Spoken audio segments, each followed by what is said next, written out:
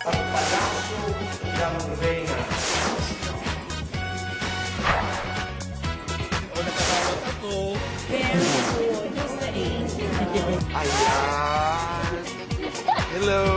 Cutie, di ba? At hearts din siya. Here we go! Parang dito, I adopted little brother from Princess Sam. Friend, Kwentuhan tayo. heart to heart, puso sa puso. Paano ba ma-in-love kahit hindi Valentine's Day?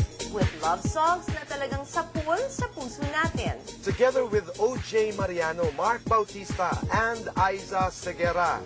Kasalanan ko ba kung ang nadarama ay pag-ibig na naman?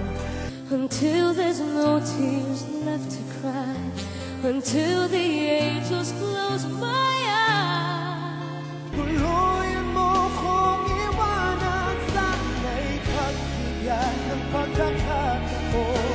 Painitin ang buhay pag-ibig ng mag-aasawa. Paano? Sa tulong ng tunay na hilot with Mickey and Matet De Leon. Anong natutunan mo? Yung tamang paghagod. Ang asawa mo ay malaking tao. Sobra, parang kalahati na ako ni Nikki. At usapang puso pa rin with a classic Pinoy puso ng saging recipe kasama si Irish and JR. Small town boy from Cebu, nakakuha ng California girl. Ako na important. Correct! Yun yun. Pabilisin ang tibok ng umaga. Dito lang sa paborito nyo sa tunay na saya. Ito po ang Boy And Chris. Kaibigan, simula na ang umaga. Simula ng saya, kaya sama ka na. Dito lamang po sa Po. And Chris, good morning. Good morning. Tutuwa ka na ng Chris. Tuwang-tuwa ako. Ganda. Yun ang masaya about being a girl, no? We can really play around with shoes. Ngayong umaga, puso sa puso, Chrissy, ang ating pag-uusapan. Ano-ano ba ang mga dapat gawin? Ang dami. Di ba? Halimbawa, lalo nang nag-uumpisa ng mag-uulan, stay at home, watch movies together. Ano pa? Mag-tong-its kayong dalawa, magbasa, magkantahan, di ba? Ikaw, what would you do? Halimbawa, during a rainy day. No, it's, kasi tinuro sa akin, alam mo yung puso ng saging? Meron siya mga tinuro for me, and ginawa ko with Irish and JR. Okay. Alam mo yung parang sinabi niya sa akin na ang puso ng saging daw parang artichoke. Alright, mga kaibigan, dahil puso ang ating pinag-uusapan, ang unang bisita natin ngayong umaga, kukumustahin natin kung ano ang estado ng kaniyang puso. Pero bago yan, It's one of the nicest talaga. Nicest. Very. Consistently mabait sa atin. Kakantahan tayo para maging happy ang mga puso natin. Walang iba po kundi si Mark Bautista.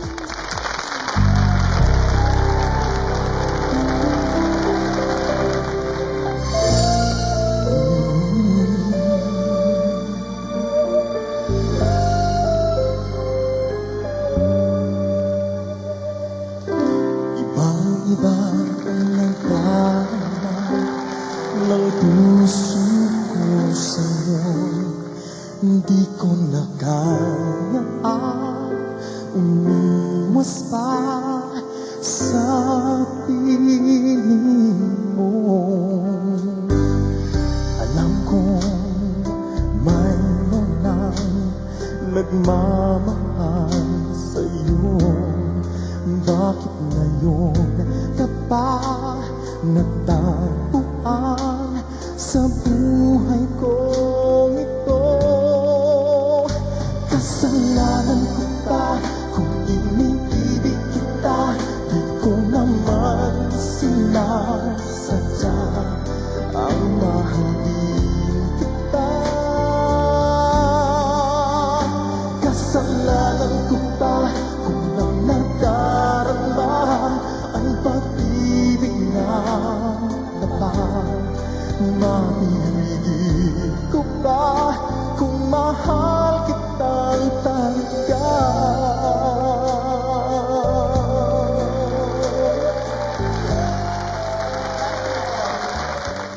maraming salamat. Abay, pero hindi pa yan Let's talk about nagtatapos. love later. He's Yeah. gonna come back. He's gonna come back. Kaibigan, narito pa ang isang ideya na pwede niyong gawin kung halimbawa lamang you find yourselves in a situation where you want to spend quality time together.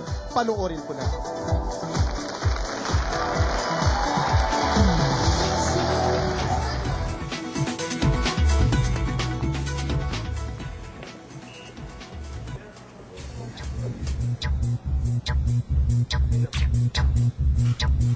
Magandang umaga, kaibigan. Alam niyo po ba, ang kawayan paborito ko.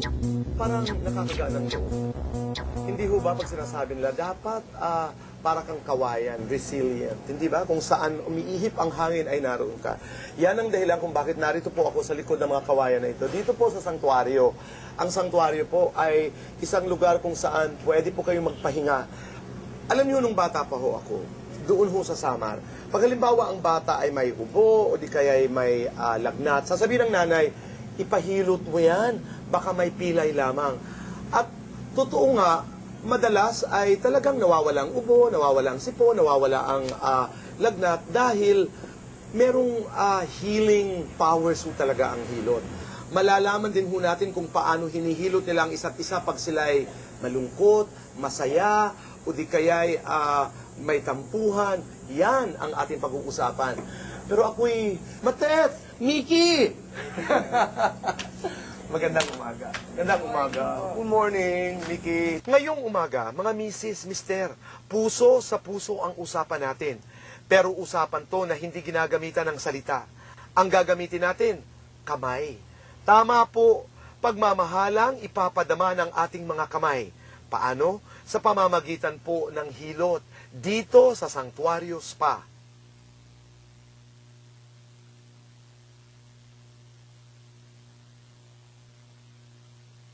Jomar, maraming salamat sa muling pagpapatuloy mo sa amin dito sa Sanctuario. You're always welcome. Dahil puso sa puso nga ang ating pinag-uusapan, Jomar. Ito'y tanong ko lang. Meron ba kayo dito mga kwarto, halimbawa pang couples, tapos may mga services ba, may mga hilot ba na talaga pang couples? Meron kayo mga couples rooms, no? We have about 4 couples rooms na pwedeng gawin yung massage at saka body scrubs, no? Kasi ang sanctuary talagang, even yung mga wet airs namin, pwedeng unisex, no? Ay, napakaganda naman pala. Imbitahan mo, Jomar, ang ating mga manunood na dumalaw dito sa iyong lugar. We're inviting everybody to come to Sanctuary Spa.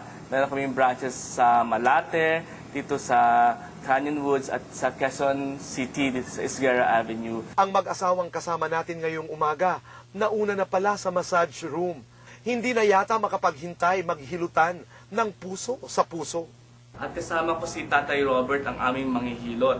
Ngayon ay tuturo ni Tatay Robert kay Matet kung paano hilutin ang kanyang mister na si Mickey, no? So ito'y magandang paraan para magkaroon ng bonding ang mag-asawa, no? Lagyan mo lang ng Ginagamit po natin yung virgin coconut oil o tinatawag na unang lana. Hindi po pala tama yung basta ka na lang pindot ng pindot. Hindi pala maganda. 36 years nang nanghihilot itong si Tatay Robert. Siya ang pambato ng sanktuaryo. Sabi nga, si Tatay daw ang hilot of the stars sa dami ng artistang nagpapahilot sa kanya. O, ilabas na ang ballpen at papel at kopyahin na ang ating guide sa basic hilot. Yung lalaki, Yung lalaki po, yan, paikutin mo pag ano. paikutin. Sa pinaka-base ng spine, no? Tapos, agurin mong pataas gamit ang lalaki mo. Pagitan ng spine, ha? Okay? Hanggang doon. Ayan, para natin maibalance rin kasi minsan hindi pantay yung spine. Good lang.